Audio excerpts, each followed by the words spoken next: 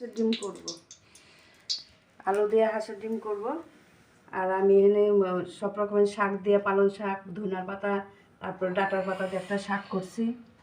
পেঁয়াজ সম্বার দেব, গরম মশলা, আদা, লঙ্কা সব দিয়ে একবারে বেটে নিছি।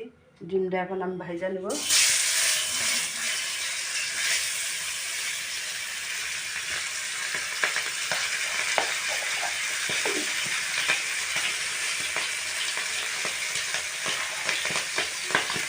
ডিমটা এখন নাইড়া দেবো।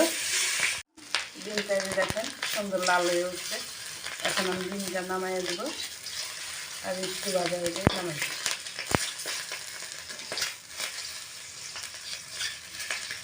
বড় বড় ডিমগুলো, হাঁসের ডিম তো অনেক বড় বড়।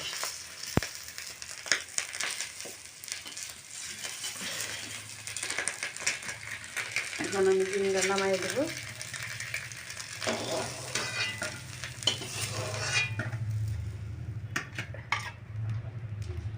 এখন ঝোল করবো, তেল দিয়ে দিলাম।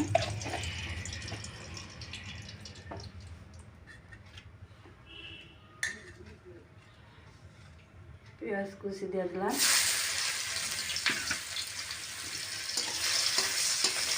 পেঁয়াজটা ভালো করে ভাজা নেব।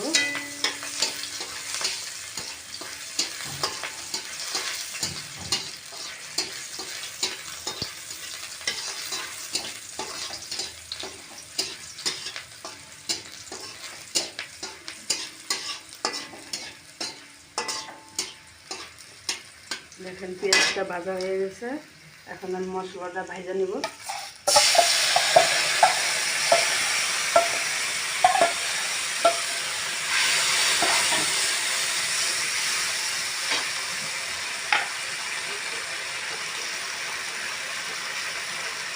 লবণ দিয়ে দেবো,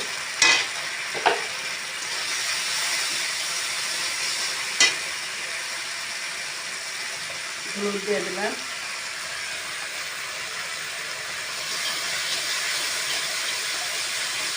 একটু জল দিয়ে আমি মশলাটাকে ভাজা নেব। মশলাটা ভাজা হয়ে গেছে। এখন আমি আলুটা দিয়ে দেবো।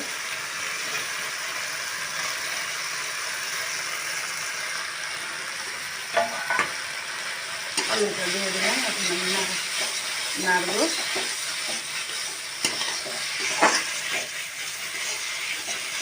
একটু ভাজা ভাজা হয়ে, একটু লবণ কম গেছে, লবণ বেজে দিয়ে দিলাম।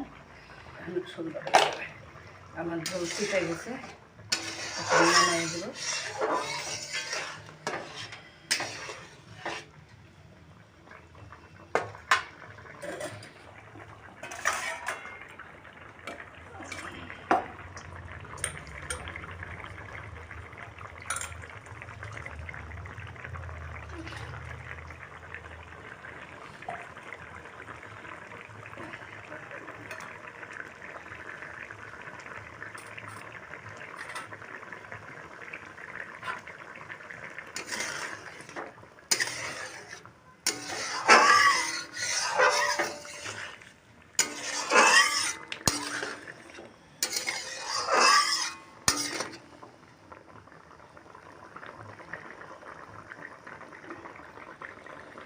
ঝোলটা খুবই সুন্দর হয়েছে।